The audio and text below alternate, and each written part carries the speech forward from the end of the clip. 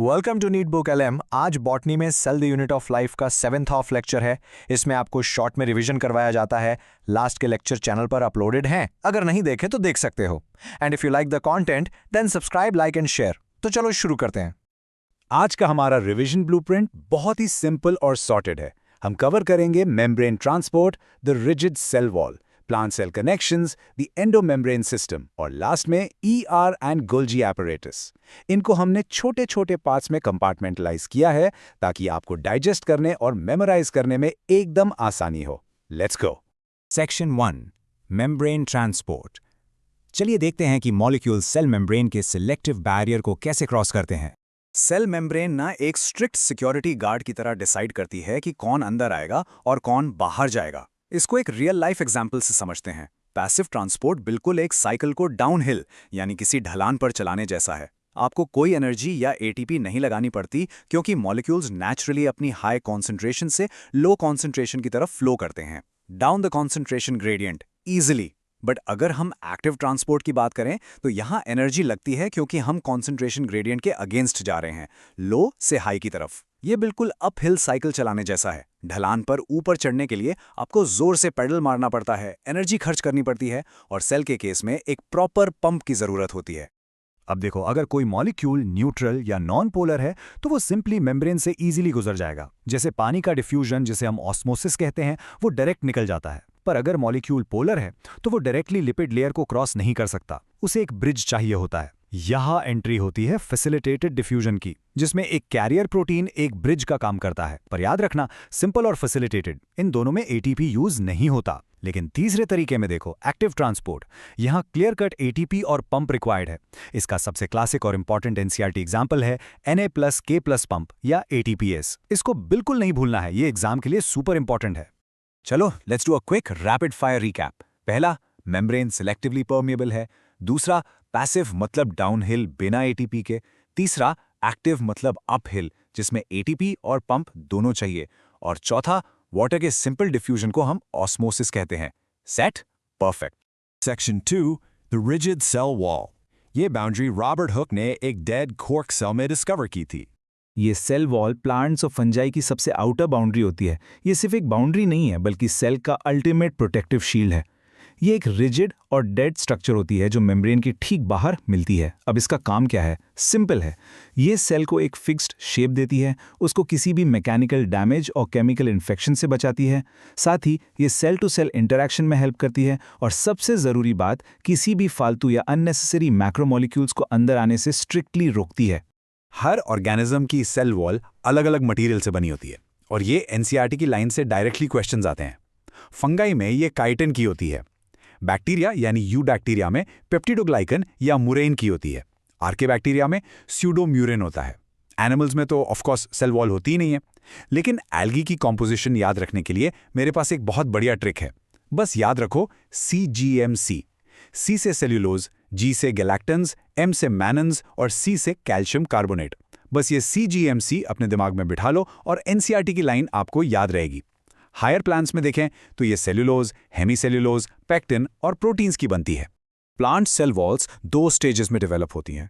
एक young plant cell में सिर्फ प्राइमरी सेल वॉल होती है। ये थोड़ी इलास्टिक होती है और ग्रोथ के केपेबल होती है। पर जैसे जैसे सेल मैच्योर होता है, ये प्राइमरी वॉल डिमिनिश यानी धीरे धीरे खत्म होने लगती है और सेकेंडरी सेल वॉल बनने लगती है। अब यहाँ सबसे बड़ा कंफ्यूजन ये होता है कि सेकेंडरी वॉल बनती कहाँ है। हमेशा याद रखना, सेकेंडरी वॉल प्राइमरी वॉल के अंदर की तरफ बनती है, directly towards the cell membrane. ये हाईली रिजिड होती है और इसमें जनरली 3 लेयर्स होती हैं, S1, S2 और S3। फटाफट 10 सेकेंड रैप अप करते हैं। डिस्कवर्ड बाय रॉबर्ट हुक, ये सेल को रिजिड प्रोटेक्शन और शेप देती है। एल्गी की ट्रिक हमने देखी, CGMC। और सेकेंडरी वॉल हमेशा रिजिड होती है और प्राइमरी वॉल के अंदर की तरफ बनती है। Done. Let's jump to the next one. Section 3, plant cell connections. देखते हैं कि एडजेसेंट प्लांट सेल्स आपस में कैसे टॉक करते हैं और जुड़े रहते हैं। सोचो, अगर हर प्लांट सेल एक बंद कमरा है तो ये आपस में जुड़े कैसे रहते हैं? इन कमरों को जोड़ने के लिए एक प्लांट ग्लू होता है जिसे हम मिडल लैमेला कहते हैं। इसको बिल्कुल वैसे समझो जैसे 2 ईंटों की दीवारों को जोड़ने के लिए बीच में हम सीमेंट लगाते हैं ना। ये middle lamella mainly calcium pectate का बना होता है। एग्जैक्ट बोले तो ऑलमोस्ट 99% कैल्शियम पेक्टेट और बाकी 1% मैग्नीशियम पेक्टेट। यही वो सॉलिड सीमेंट है जो प्लांट सेल्स को आपस में फर्मली चिपका के रखता है। अब सीमेंट से दीवार तो जुड़ गई, पर इन कमरों के बीच आने जाने का क्या? मटेरियल एक्सचेंज भी तो करना है। उसके लिए होते हैं प्लाज्मोडेस्माटा। ये छोटे छोटे साइटोप्लाज्मिक टनल्स या ब्रिजेस हैं जो दो नेबरिंग सेल्स के साइटोप्लाज्म को कनेक्ट करते हैं। ये टनल्स लिटरली सेल वॉल और मिडिल लैमेला दोनों को क्रॉस करके एक ओपन रास्ता बनाते हैं ताकि मटेरियल्स एक सेल से दूसरे सेल में एफर्टलेसली फ्लो कर सके। क्विक 10 सेकंड समरी है। मिडिल लैमेला है हमारा प्लांट ग्लू जो मेनली कैल्शियम पेक्टेट से बना है, और प्लाज्मोडेस्माटा है हमारे साइटोप्लाज्मिक ब्रिजेस। ये दोनों मिलकर नेबरिंग सेल्स को कनेक्ट करते हैं। Section 4 the endomembrane system. Endo का मतलब है इनसाइड, और ये ऑर्गेनेल्स आपस में मिलकर काम करते हैं। सेल के अंदर बहुत सारे ऑर्गेनेल्स हैं, पर सब इस स्पेसिफिक सिस्टम का हिस्सा नहीं हैं। सिर्फ वही ऑर्गेनेल्स इस सिस्टम में आते हैं जिनके फंक्शंस आसपास में डायरेक्टली कोऑर्डिनेटेड हैं, बिल्कुल एक टीम की तरह। एक बहुत बड़ी मिस्टेक जो स्टूडेंट्स करते हैं वो ये सोचना है कि सारे ऑर्गेनेल्स इसमें हैं। नहीं, माइटोकॉन्ड्रिया, क्लोरोप्लास्ट और पेरोक्सिसोम्स इस सिस्टम का हिस्सा बिल्कुल नहीं है, क्योंकि उनके फंक्शंस कंप्लीटली इंडिपेंडेंट होते हैं। ये डिस्टिंक्शन आपके एग्जाम के लिए एब्सोल्युटली क्रूशियल है। तो एंडोमेम्ब्रेन सिस्टम में एग्जैक्टली आता क्या है, इसको मेमोराइज करने की एक बहुत ही मस्त और सिंपल ट्रिक है। EGLV, every girl loves vanilla. E से एंडोप्लाज्मिक रेटिकुलम, G से गोल्जी कॉम्प्लेक्स, L से लाइसोसोम और V से वैक्यूल। बस ये 4 कोऑर्डिनेटेड मेंबर्स हैं। इनमें से लाइसोसोम हमारा सुसाइडल बैग या सेल का वेस्ट डिस्पोजल सिस्टम है जिसमें पावरफुल हाइड्रोलिटिक एंजाइम्स भरे होते हैं, और वैक्यूल सेल का बड़ा सा स्टोर हाउस है। Let's summarize this quickly. Endomembrane system मतलब स्ट्रिक्टली कोऑर्डिनेटेड फंक्शन। मेंबर्स कौन से हैं? EGLV यानी ER, गोल्गी, लाइसोसोम और वैक्यूल। और सबसे इंपॉर्टेंट टेकअवे, माइटोकॉन्ड्रिया, क्लोरोप्लास्ट और पेरोक्सिसोम इसमें इंक्लूडेड नहीं है। याद रहेगा ना? Section 5 ER and Golgi apparatus।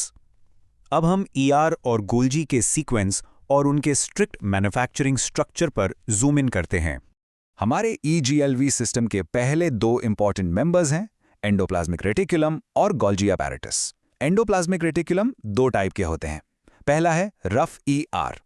ये रफ या बम्पी इसलिए होता है क्योंकि इसके सरफेस पे छोटे छोटे राइबोसोम्स चिपके होते हैं, और हमें पता है जहां राइबोसोम्स हैं वहां प्रोटीन बनेगा, तो ये सेल की प्रोटीन फैक्ट्रीज हैं। दूसरा है स्मूथ ER। यहां कोई राइबोसोम्स नहीं होते, एकदम स्मूथ चिकना सरफेस। इसका मेन काम क्या है? ये स्टेरॉइड्स और लिपिड सिंथेसाइज करता है। अब इस स्पेशल फ्लो को ध्यान से अपने माइंड में विजुअलाइज करो, अपना मेंटल डायग्राम ड्रॉ करो। सबसे अंदर सेंटर में है न्यूक्लियस। न्यूक्लियस के ठीक एनवेलोप से डायरेक्टली अटैच्ड होता है हमारा रफ ER। रफ ER के आगे आता है स्मूथ ER, फिर वहां से मटेरियल निकलकर पहुंचता है गोल्जी कॉम्प्लेक्स के पास। अब गोल्जी के भी 2 फेजेस होते हैं। जो फेस ER की तरफ होता है उसे सिस फेस या फॉर्मिंग फेस कहते हैं, और ये कॉन्वेक्स शेप का होता है। यहां से मटेरियल अंदर जाता है, मॉडिफाई होता है, और दूसरे एंड यानी ट्रांस फेस या मैच्योरिंग फेस से बाहर निकलता है जो कॉन्केव होता है। और इसी ट्रांस फेस से आगे जाकर हमारे लाइसोसोम्स और वैक्यूल्स ब्रांच ऑफ होते हैं। ये पूरा पाथवे न्यूक्लियस से शुरू होकर ग्रेजुअली बाहर की तरफ फ्लो करता है। Final micro summary to lock this in. Rough ER ribosomes की वजह से प्रोटीन बनाता है, स्मूथ ER लिपिड्स और स्टेरॉइड्स बनाता है, और गोल्जी बॉडीज के 2 मेन फेजेस होते हैं, फॉर्मिंग वाला सिस और मैच्योर होने वाला ट्रांस। ये पूरा मशीनरी एक परफेक्ट असेंबली लाइन की तरह काम करता है। कमेंट्स में बताओ कैसी लगी वीडियो, और अगर किसी और टॉपिक्स पर वीडियो चाहिए तो कमेंट्स में बताओ। ओके, अपना ख्याल रखना और अच्छे से पढ़ना।